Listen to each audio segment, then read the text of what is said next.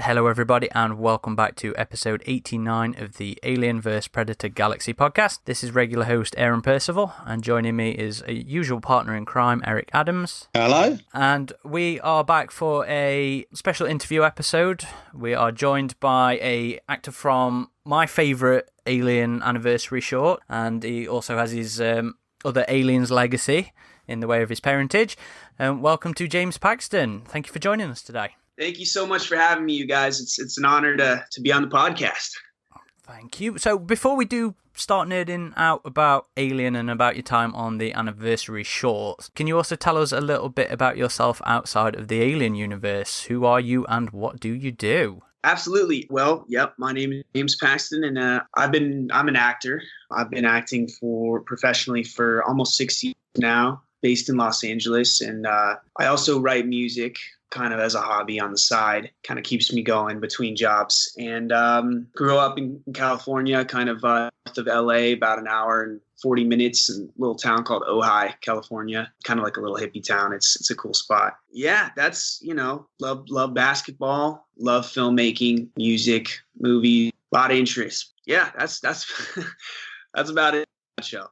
We wanted to ask you a little decision to get into acting. We imagine a lot of our listeners will be guessing it was primarily down to your father, but that wasn't exactly the case, was it? No, actually, it wasn't. When it came to my decision to get into acting, that was not always that wasn't a decision I made very early on. I never actually, kind of growing up, I always knew Dad had a really cool job, and my favorite aspect of it was that my sister, Mom, and I, we were always visiting him different places.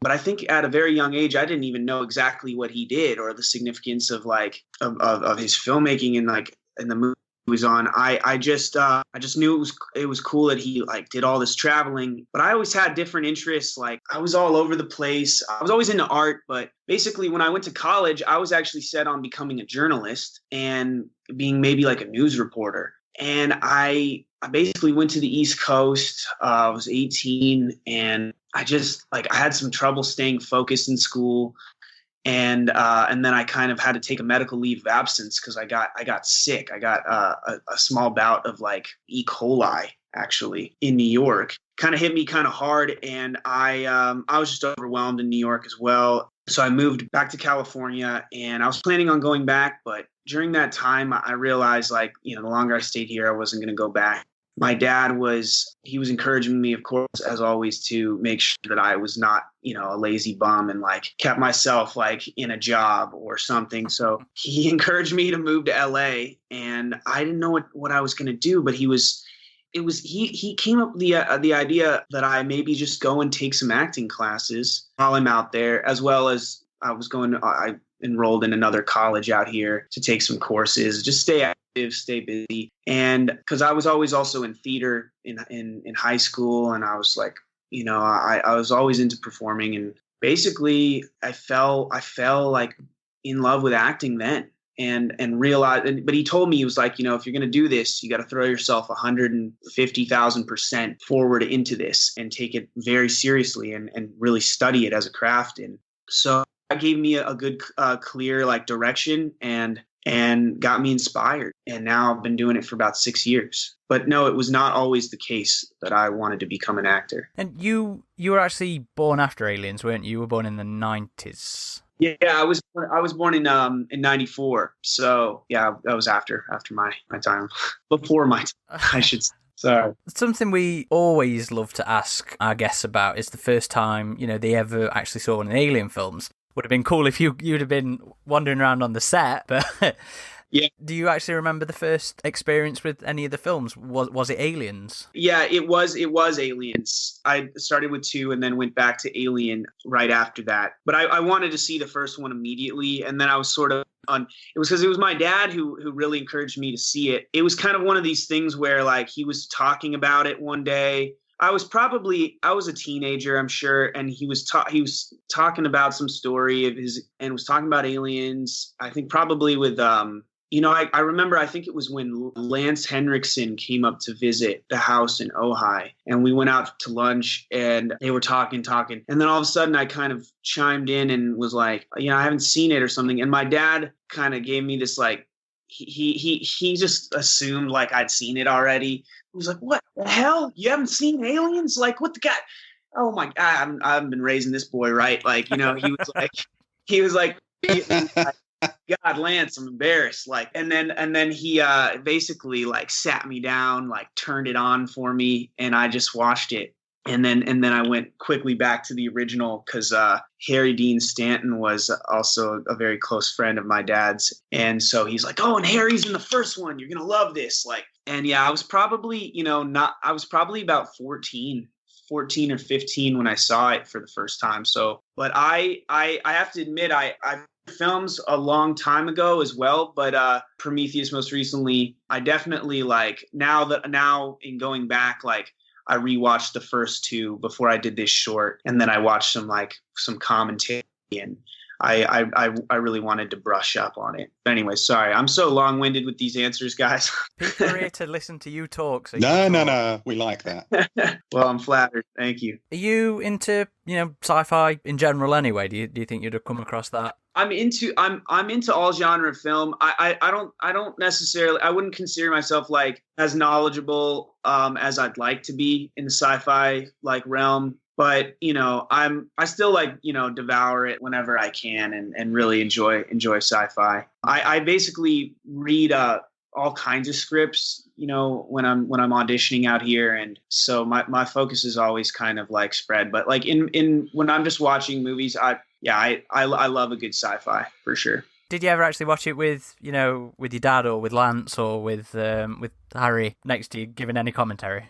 Well, what it was usually like if a movie of my dad's was on that he'd kind of like, and I was like at the house or something, he'd kind of float in and like, he'd be like, most of the time, like running around the house working on stuff, but he'd pop in for a scene and be like, oh, I check this part out. Like he's like, and then he'd hang in there for like 5 to 10 minutes and watch a scene, and then maybe drop an anecdote or two, and then kind of pop back out. So he didn't like sit down and watch the whole thing like front to back with me, but he was definitely in and out watching it.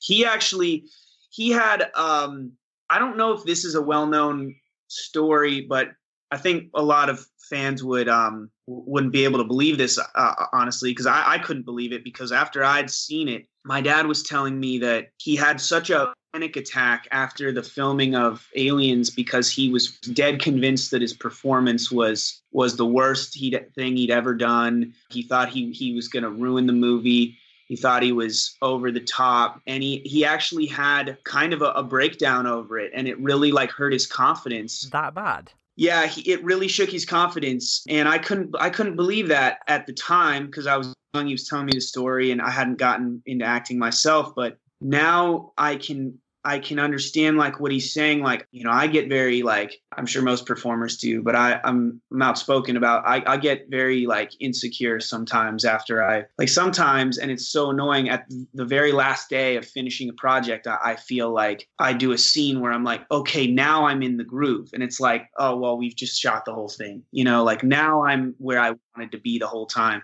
But then I think, of course, once he saw what the film did and how really like iconic his character became, he realized how powerful like your head can be in turning against you about things. Like, you're always your own worst critic. Exactly. Yeah, he really was. And I remember he said he really had like a panic attack with Jim, and Jim had to really just calm him down and tell him that he did a great job and people are going to love it. But yeah, I don't know if that's really like a known story, but that was a cool lesson he was able to impart on me with using that experience. But yeah, he brought a lot of himself into that role. I mean, he brought in that the famous game over line. That was his line. Yeah, I don't know what the question was, but that's it's fine. We've deviated from it. Yeah. No, I was just asking if you'd watched them with them, and they provided commentary, which you got to some effect.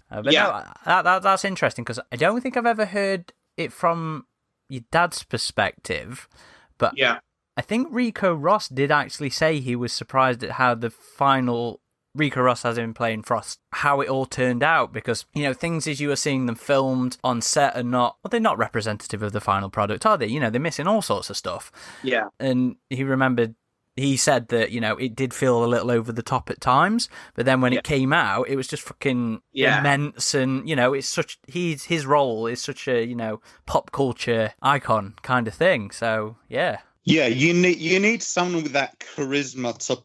Hudson needed to be over the top, and there are only a few actors who could have pulled that off convincingly, and it totally worked in the finished product. Sometimes you're doing things and you think, oh, yeah, that won't work, but then you see the end result, and that's all, you know, James Cameron's magic, and he just made that character his own totally. Absolutely, absolutely. And I think he came to be extremely proud of it. I know, you know, he was young at the time. That was early in his career too. Yeah, that was like his first major role, wasn't it? I mean, before that was Terminator. Well, his first sort of break out role, and it was still a supporting role, was he played Chet in Weird Science, kind of the bully older brother. Yeah, that was just before it, wasn't it? I forgot. Just before it. Yeah, right before. Yeah, and he had done another film as a supporting role with Michael Biehn and a guy named Rick Rossovich, called The Lords of Discipline, and that was filmed over at Twickenham Film Studios, and that's how he met my mom during the filming of that. And they actually met at a bus stop there at St. Margaret Station. But so Aliens was very early on in his career. Okay, well, moving back to you specifically, Eric, if you just want to... Let's get this back on me. Yeah. How versed were you in the Alien universe before you starring in the shorts? I mean, obviously you got a different perspective than a lot of people. Had you ever dived into, you know, what's called expanded universe, like the novels, the comics, the games, anything like that? No, I want to. You know, the came together really fast at the last minute before doing the short. So I really just went back to the first two films and watched those. I gotta admit, I wish like I had been able to get into all of that, but I still have it waiting for me. I have not gotten into the really the expand. I've seen the other films long time ago. I did see Prometheus in theaters with my dad, actually, when that had come out. But no, I've just got to be honest. No, I'm not as well versed as I should be. That's fair enough. But on the topic of Alien alone, then of the anniversary short that you were in, you had the role of McWeir. Yep. I was hoping you could just tell us a little bit about how you came to be involved with that short. Yeah. So I caught wind that Fox was doing different various celebrations for the 40th anniversary, and that there was going to be 6 short films that they were going to finance through this company called Tongle. And I saw some links on Tongle about it, and I sent it over to my agents and basically was just like, oh my God, this would be so cool. And I'd love to kind of join the legacy and be like a legacy casting, and if there's any possible role I could fit into. And it just so happened to turn out that like my agents had represented, they'd worked with Tongle over the legal deal that the Tongle made in partnership with Fox over the shorts. So they already had contacts there. And so they reached out to Tongle and said, hey, we have this actor. It's Bill Paxton's son, and he heard about the shorts and really would love to be a part of them. If anybody has a role that he could read for or that they think he'd be right for, please let us know. So they disseminated that information to the filmmakers, and then Noah Miller reached out to me. Noah and Pat Ridge, they reached out to me and set up a meeting, and they sent me the script shortly before the meeting. Then it was like, oh my God, I'd be so honored to be in this. And I did some private like reading of the part with Noah, and we did a lot of talking about it. I had like a couple pages of notes about the character and like, you know, coming up with backstory. Even though he's in there for such a short amount of time, I always like to just really flesh out the foundation of a character, where he's coming from, and then it came together really fast. Then a few weeks later, we were shooting the thing. Can you tell us a little bit about that sort of backstory that you came up with for McWeir then, if you remember any? Yeah, no, absolutely. I have it all written down somewhere. But basically, he's kind of like Noah and I kind of came up with that he kind of had to grow up kind of fast, and that he was on his own a lot, and that he got a job working for the company at kind of a young age, and he was sort of willing to go further and above and beyond than anybody else. So he kind of quickly became this candidate for sort of just any kind of dirty work missions that the company needed him to carry out. Don't ask questions, do this. He just knows he gets paid well for it, and he could sustain himself on it. But just from the top of my head, that's kind of what I recall. And basically he doesn't know when he comes to the ship, he doesn't really know what he's disposing of. He knows he's there to collect these samples. He knows not to let them defrost. He knows, to basically keep them in stasis, and that's all he knows. And obviously he walks into a whole nother situation. A very unfortunate situation for him. Yeah. A very unfortunate situation, yes. As the title implies, Alien alone doesn't have a huge cast. A lot of it rides on the shoulders of Taylor Lyons. What was it like working with her? Because obviously more leeway to be emotional with your character for a start compared to hers, who's got, she's a synthetic. The audience knows it from the start. Did you have any interaction along those lines also? Because, you ultimately play her creation at the end. I assume there was some back and forth between you about how that would have been like. Yeah. Well, starting with the McWhirr character, basically there's that interaction between where I'm behind the door and in the window and she won't let me out. That we shot that kind of a variety of different ways. Taylor and I were even improvising a little bit of back and forth, because I was really trying to get it right where there's a lot of levels to it, because, my character doesn't remember what happened. He's getting flat. His head is pounding, his throat hurts. He's obviously really not feeling well at all, but he doesn't really know what happened. So when she comes up, I think that, the first initial thing was like, oh God, thanks that somebody can let me out. He doesn't really realize that he's being held prisoner. But then I think he starts through that quickly getting flashes and feelings of dread that something really happened, because she's, there's something really off about her. And I don't think he has time to fully put it together. But that was actually a really tricky scene to play, because I had to kind of start at one place and ramp it up so quickly and try to make it believable. Taylor's great to work with, because we would bounce ideas off of each other. Like I kind of a few times was like, can you be a little like, we were obviously talking with Noah about this, but it was like, can she kind of really be a bit like stern with me, like kind of like scary, to almost elicit like fear, but also just anger in my character and the whole power dynamic. And so that was like a really collaborative like scene between the three of us. And that was really fun working with Taylor. She's really talented and just a really sweet person. And she became an Alien expert. She really, like, to her credit, dove into the expanded universe.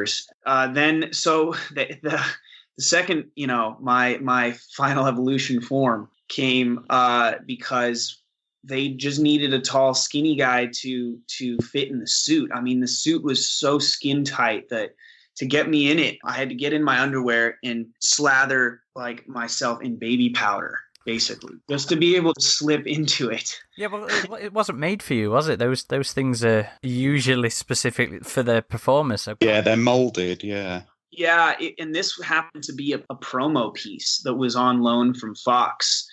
And I believe it was the same suit that they used in Alien Harvest. Yeah, that's right. And so, yeah, I think even this suit went on James Corden. Yeah, it was on their show, vomiting all over everybody. Yeah. So when everybody was talking there, I remember at some juncture there was a discussion about who are we going to get to be in the alien suit, and everybody sort of slowly is talking, and everybody sort of slowly starts looking over at me because the whole conversation is like, well, we need somebody tall, and I'm 6'3", and they're like, oh, we need somebody pretty skinny, and I'm like, well, like that's me as well. And then that kind of the general consensus was like they were just waiting for me to be like, yeah, throw me in the suit, and then of course I was like, I volunteer as true. And then it was really fun, although I couldn't see like hardly anything. I was looking out down the head, like just through the mouth, where I could barely see a little bit. So it was all like a matter of, in that last scene, it was all a matter of like blocking. And in one of the cuts, in one of the alternative endings, there's a moment where I slowly put my like the Xeno hand on her shoulder, and then I clamp down, and then it would cut to black. And they ultimately took that out and played it now more ambiguously. Do you think it'd have killed her? I'd like to think it would have. Yes. I don't know if it would, but that's why the short is so brilliant, because Noah, like, he makes people wonder, well, does it have any recollection of the reason it's alive is because she helped it. It's such an interesting concept. I think personally, I think it would have killed her indiscriminately. That's up to debate. That is just my personal opinion. I don't know. I don't know what would have happened, but it was very, very cool to get to play the sacrifice and the alien. Yeah, I thought that was actually a really, really nice piece of symmetry, even if it wasn't necessarily intended. Yeah, no, it wasn't, but you're absolutely right. I was happy about the symmetry as well. So what was the actual experience like inside it? Was it awkward, or were you able to get on with it? Yeah, that it was. I gotta be honest. I actually preferred. Well, when the head was off, I preferred to be in the Xeno suit to the space suit, because the spacesuit was designed by this brilliant costume designer, Chantal Filson, who she made it for me. She came and did all the measurements beforehand, and she made that. But it was the only thing about it was the hottest thing that I was ever in. I was like it was like a sauna incubator. Like it was. They strapped they safety pinned ice packs to my jumpsuit that I was wearing underneath the spacesuit. So the whole time, just to keep my body cool, because we couldn't run the any AC in the studio, and it was really hot. So I actually preferred to be in the Xeno suit because that was also hot, but it wasn't too bad, and I actually had more like flexibility, so I could kind of walk around more freely. I was actually walking around half the time in flip-flops, and then the Xeno suit, but like without the head and without the feet. So I could move about freely. So I definitely preferred to be in the Xeno suit, although I thought the space suit was just badass and really cool the way she was able to make that. Like there's my kind of character's like sort of, he has this box that he's wearing over the front of him. It's kind of where he carries, various things, and it almost looks like a little space lunchbox. If you look closely on that, there's kind of like 6 little sort of indented holes kind of going down. And that's actually a paint tray, a plastic paint tray that was stuck on there. And then of course the whole thing was spray painted. But she made that whole suit basically out of like items you could go find, like, household items and it's old school kit bash filmmaking, isn't it? Yeah, truly. And that was one of my favorite parts about the short, was that because everybody was working on such a tight budget, what they were able to do, I mean, they had to get creative to do it. And it really, that kind of filmmaking tests crews and filmmakers, and really like proves their mettle. Like if they can really do something, like I know all the shorts there's been like a wide range of response, but I just want to impart that I'm like so impressed by what every single one of them did on such a small budget, and really of their own gumption and wherewithal to like put it all together. I mean, it's really impressive what they were able to do and the looks that they were able to achieve. So you've seen them all then? I've seen them all. Yeah. My girlfriend, Hope McKenzie, she works at Fox and produced all 6 of these short films. On Fox's end, she was like the key point person on this project with her boss. So she worked very closely with the filmmakers on all the edits and everything, and the scripts and stuff from like an early on in the stage. Anyways, another. I'm sorry, I'm going off. Guys. Track here. Yeah. How was it? Could you ask you?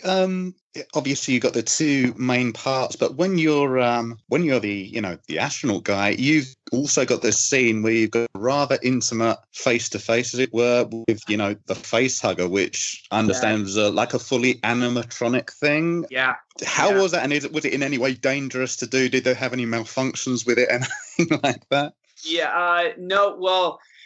that was one of my favorite parts of filming, because it really, when you get close to that thing, like, even though I know it was a little robot monster creature, it really looks like they did such a good job making it look realistic that when it's in your face like that, it does inspire fear. So that really was no problem with that part of the performance, because it was scary, and they coated it in all this kind of goopy slime on its legs, so it was like dripping stuff onto my face. Oh no, that must not have been pleasant. No, it was pretty nasty. But yeah, I think that they used in that, if I remember correctly, they used partly the animatronic one, and then we also had kind of a one that was just basically like a rubber dummy version of it. And I think that I'd actually have to go back and ask the Raptor House effects who did that. They did an incredible job. Really, what the final thing that she presses to my is the rubber one. But yeah, I got up close and personal with the animatronic one too, and they really figured out a way to really match the movements, and especially the front two legs would kind of go up and down, and it was really, really creepy, kind of just they can make it move jerky and then slow, and it was wild. But yeah, that was definitely one of my favorite moments. Yeah. And that's another cool piece of just alien legacy to be involved with as well, giving birth, getting hugged.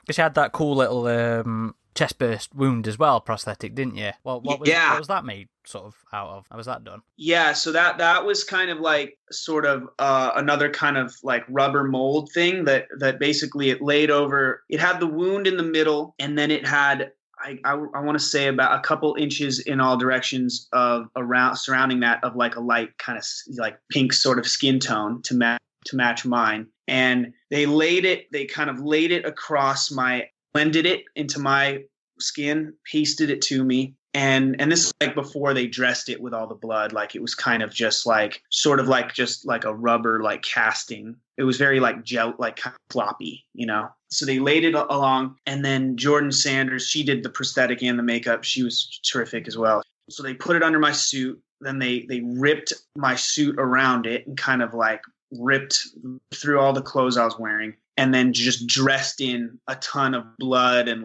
guts and stuff kind of all around the dressing. So you don't, and then the rest of the suit kind of covers where the blending might not have been perfect around from skin to skin. It wasn't necessary they just needed to really adhere it to me. And all you really see is just, that cavern, that deep wound.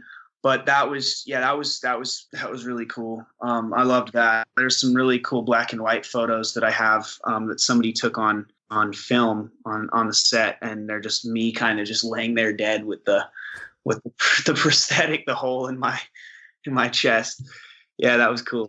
Did you get to film any actual chest burst moment? Because it was mostly your I think your screams and grunts at that point, and then it cuts to it being born. Was there anything missing that you'd done for the actual burst? Yeah, well, there was that moment where you see me basically spit blood, and my eyes roll back, and I spit it onto the little window pane. Do you remember that? Yeah. I kind of that's supposed to be the moment where it comes through my chest and really bursts through. And because I think they paired that with the sound effect and everything. That's kind of where the moment is at least where it's supposed to kind of pop through initially. So that was that moment. That's what we did for it. Okay, fair enough. I think it works better like that with that ambiguity. Yeah, it works well. Yeah, we didn't. It was other thing came down to budget and stuff. But I'm not sure I think that Noah always, I don't want to speak for him, but I think that was always, if I remember correctly, that was always the way he wanted to play it. So you didn't actually see the chest burster. You also provided the voice on the radio at the end of Alien Containment. How did you end up with that role as well? Yeah, that's kind of funny. So that one was directed by Chris Redding. He's from the UK. He's a phenomenal filmmaker. So I guess he kind of heard through the grapevine, but I guess he was one of the filmmakers that heard late about the fact that I was interested in doing an Alien short. And I think initially he was thinking about me for the lead, or not the lead. It was an ensemble, but like the main kind of guy in his. The one who ended up being the fella from In-Betweeners. Yeah, and there was going to be no way for me to go to England and stuff at the time and do that. And yeah, that guy's awesome. I love the In-Betweeners, by the way. And that actor is so good. I think he's gonna have a big career. Anyways, I had already signed on basically to do Noah's at the time, and Chris reached out to me and said, "Hey, I'm sorry, I don't have any parts except for this voice on the radio. Would you like to do it?" And he reached out to me, actually, Chris did. And that's how it came to be. And I actually recorded, since it was going to come through kind of a radio effect anyways, I just recorded that into the voice memos on my phone and sent it over to him, and he mixed it in there. So that's the story on that. And that was Twitter, sorry, did you say? That was Twitter. Yeah, he reached out to me on Twitter. And then a bit later, I went to a screening of all 6 it was kind of like an advanced press screening. Was that the Fox lot? At the Fox lot, yeah. Yeah, we had 2 guys go to that, actually. So they were in the audience and didn't even know it with you. Yeah, we were in the audience. I was with my girlfriend, Hope, and she has become very close with like a lot of the filmmakers. So I met Chris in person there. And then a few weeks ago, actually almost a month ago now, I was in England visiting family, and I met up with Chris, and he's a member of BAFTA there, and he took me over to BAFTA, and then we kind of ran around London for the night. But great guy. So that's how the Alien Containment VO came to be. Now that all the anniversary stuff's done, would you be interested in coming to play in this sandbox again? They're doing things like audio dramas, which are fucking awesome, by the way. If anybody listening to this has not listened to them, go and listen to Audibles, audio dramas. They're amazing. Would you be interested in stuff like that? Other shorts, feature films, even if they get back into gear with that kind of thing? Yeah, I'm absolutely always open to all kinds of stuff. And if it's right and it seems like something that I feel like I can do justice to, I'd absolutely love to sign on again and play in some capacity back in the universe. Absolutely. Cool. Well, if anybody's listening, he's already is given his his approval for that. There it is. Yeah, I'm absolutely. I'd love that. That'd be really cool. Really cool. I'm honored. I'm just honored to have gotten to be in Alone and to have joined the franchise in some small way. It's really, really cool. And it's really nice getting to do something full circle. My dad is my best friend. Like, whenever I get the opportunity to do something where I can feel connected to him, I mean, I feel connected to him all the time, but whenever I get the opportunity to do something like that, I always want to take it if I feel like I can do it justice. And, I learned so much from him, and I definitely couldn't have done any of this without him. And he's always been, he and my mom have always like inspired confidence in me, and I'm so lucky to have grown up with them. And so anytime I can do something like that, it's an honor for me to be able to do it. And I hope all the fans in the franchise and stuff are like it too. I always do justice and be respectful about it. I loved your short. There's so much going off in it that I love. And, when I found out you were involved in it as well, I was like, holy shit, this is amazing. Thank you. It all came together really well. I loved everything about it. I loved you in it. I loved the story. I loved Taylor. Just, I can't express just how much I really enjoy Alone. So thank you. Thank you, Aaron. No, thank you. That means the world to me to hear that. That's an honor. Thank you. You've delved into this a little bit, and I'm very glad, because I think I would have been lynched if we had you on the show and didn't get to talk about your dad in some capacity. Oh yeah, I just wanted to embrace that from the beginning. I figured this is part of why I wanted to speak with you guys today, is to get to talk about him. I love talking about my dad. Did he have any particular stories, about his time on Aliens that he liked to go to, those go-to party stories or anything like that? Oh God. These are those moments where you really wish that I had had a tape record all my life with me at every single given moment that we were hanging out and he started talking about something. I can just say that right now I'm not pulling up anything specifically in terms of but I know that he remained very close with the cast and was very fond of everybody. They were a tight knit group in real life. And James Cameron had this friendship and collaboration with my dad that was ongoing. And my dad would kind of he would basically he'd do anything with Jim. Jim took him to the Titanic and put him in a number of Jim's big movies. And I know that some of my dad's favorite moments of his career were working with Jim, and they really had a good mentor and a good back and forth always.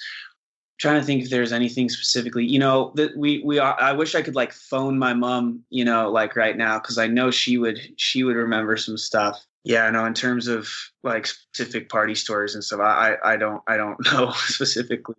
Yeah, I know that he had a blast though. Well, speaking of your mum then, if I'm not mistaken, your mum is actually the Louise that was painted on Hudson's armor in the film? Yes, that is right. Yeah, my dad asked them to do that for my mum, yeah. See, that's another cool sort of moment, legacy moment as well there. That's sweet. I like that.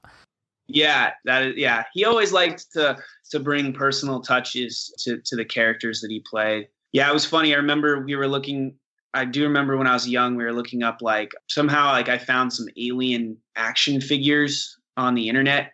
I was probably 12 at the time, and I showed Dad, and we zoomed in, and they almost every detail was right except for they forgot the E on Louise, so it just said Lewis on his action.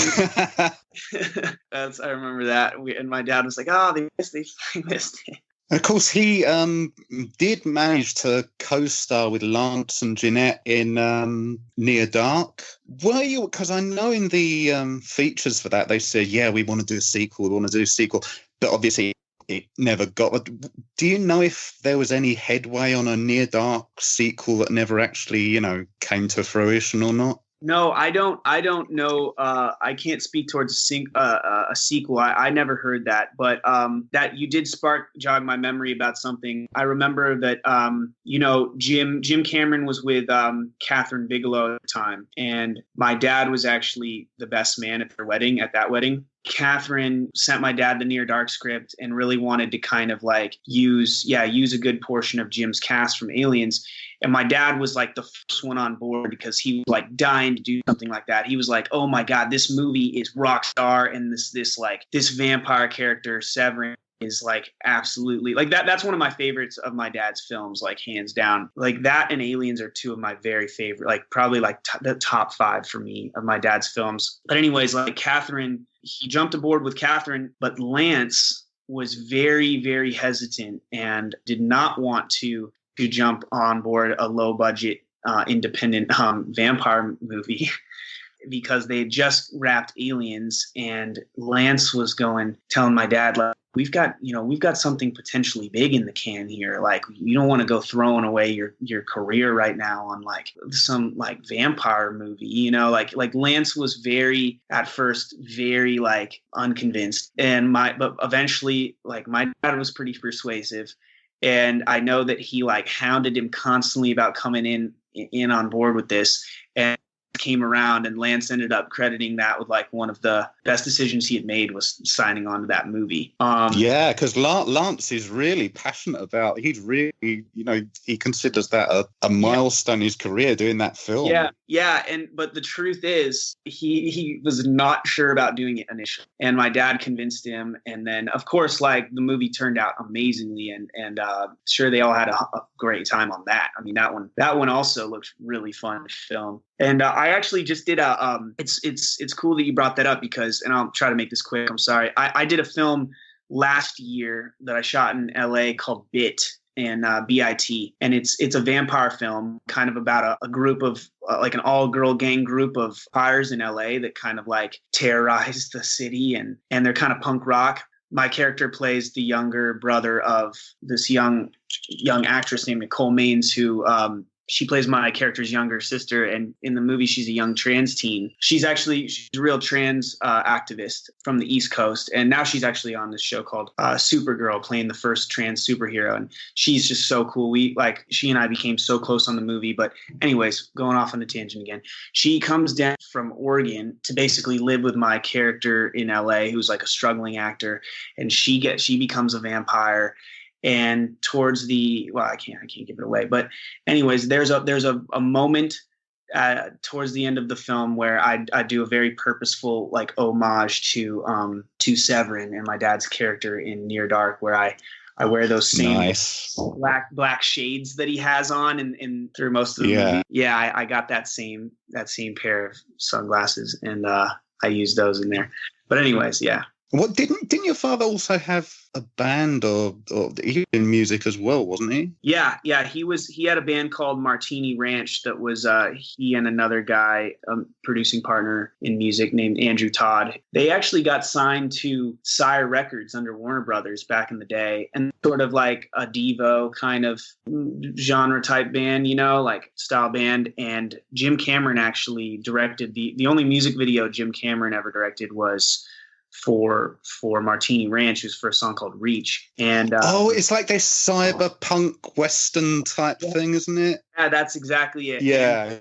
Bigelow actually acts in it. She's like the leader of a female group of bounty hunters. Yeah, that's exactly. Yeah, you know it. That's so cool. My mom's in that video too, which is funny. But yeah, my dad enlisted a lot of actor friends for that video. He was really into making the music videos. That was sort of why he was in the band, because he was not the musical one. I mean, he did some vocals, but he would like pretty much put together the videos and bring people together for those and act in the videos. That was kind of always more his thing. Okay, so before we sign off, we do have a few questions from our community members for you. Ben would like to know which of your father's films is your personal favourite and why? And also, did your father have a personal favourite as well? Yeah, that's a good question. My favorite of my dad's films is A Simple Plan, directed by Sam Raimi and starring my dad and Billy Bob Thornton. That one is my favorite because of my dad's performance. I think that he was at the top of his game. That was a film that he'd been trying to make and produce for a very, very long time. I think 7 years or something. We got the opportunity to make it, and I just think he knocked it out the park. I think it's his finest acting and like one of his most heartbreaking roles, and just really like a perfect script in my opinion, and just a tight movie, So that's probably my favorite of his films. And my dad, I think he was, of all his acting performances also, I think he was most proud of that one. But I don't know if he had a single favorite. He was definitely like, had a handful of ones that he was very proud of, like Near Dark and Aliens and Twister. I know he was in Apollo 13. He really loved this movie he did with a director named Carl Franklin, another one with Billy Bob Thornton called One False Move. I remember he really, really loved that one. Gosh, I don't know if he ever had one, if he could ever pick one favorite. I don't think he ever told me which one was his favorite, but I do remember him saying that I think he felt like he also felt his finest acting was in A Simple Plan. And it's kind of like a family favorite for us because we knew how much he liked it, and also my mom and I just really love it. And I would say it's probably A Simple Plan.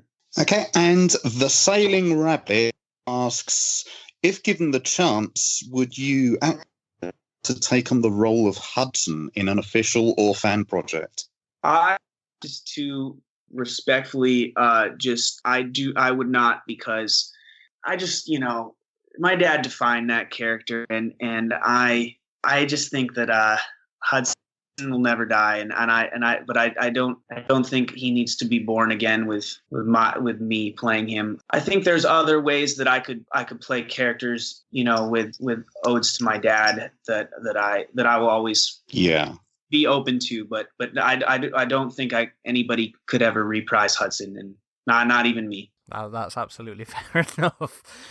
So one last one then, and I suppose this one's a bit of a general one. Clara from Studio Utani asks, did you enjoy the chance to contribute to the Alien universe? Was this whole anniversary shorts experience, was it good for you? Yeah, it was like overwhelmingly positive and such an incredible experience getting to add to this franchise. I love being a part of getting to be a part of something that so many people are excited about, and something that unites so many people across the world. I mean, even in your guys' community, you were saying you're in touch with people from all over the world through AvP, and it's just humbling to get to play a small role in something that is so significant in pop culture and in movies and then but also in writing and just sci-fi entertainment all around. It's pretty incredible. I just love being a part of something that so many people can get excited about and get behind, and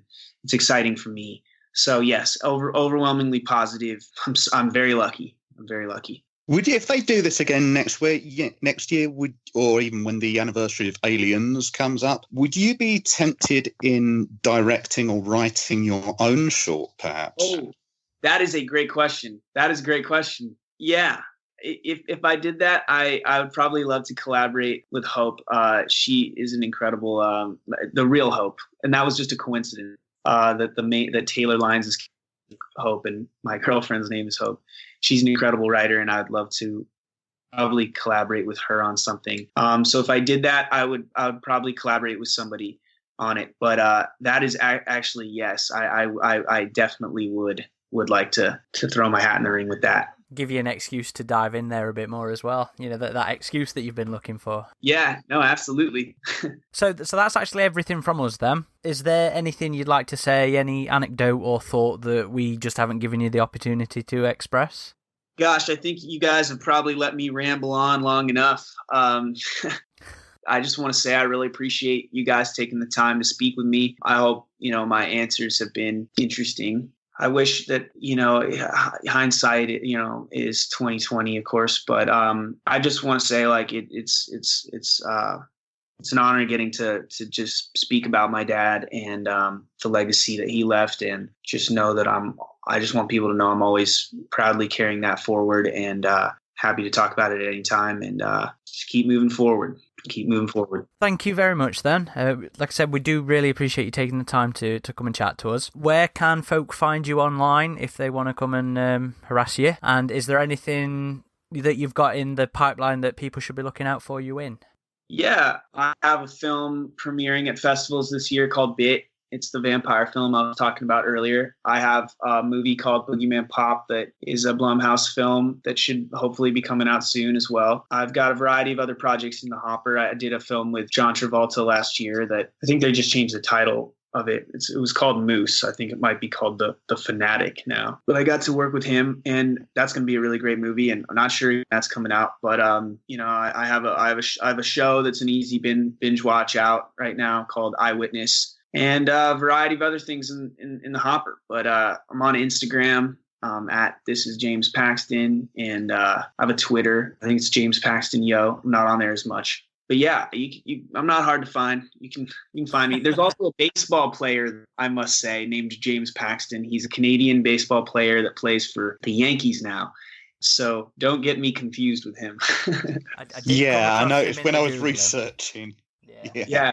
No, he's actually I can tell he's probably like a really nice guy, because a few years back when I had my show Eyewitness on USA, the network wanted us to make Twitters, so we would do like live tweeting and stuff and help promote the show, and it was quite fun. But he tweeted at me and said something like, lots of fans showing love to the wrong Twitter account. Seems like I should be watching my name counterpart in Eyewitness. Tagged me. So that was nice of him, So I'm sure he's a nice guy. I'll be sure to drop actual links to the right social accounts in the post that goes up with this episode. Thank you, Aaron. I appreciate that. And if folk are listening to this who've come for James and don't know who we are, you can find our hub on avpgalaxy.net, an active message board, probably one of the few left on the internet these days. We're also on Twitter, AvP Galaxy. We're on Facebook, Alienverse, Predator Galaxyverse, as in VS. And there is also a Facebook group on there if you are so inclined as to Facebook groups for your nerding interactions. Thank you, everybody, for listening. This has been Aaron Percival, Eric Adams, and James Paxton, signing off.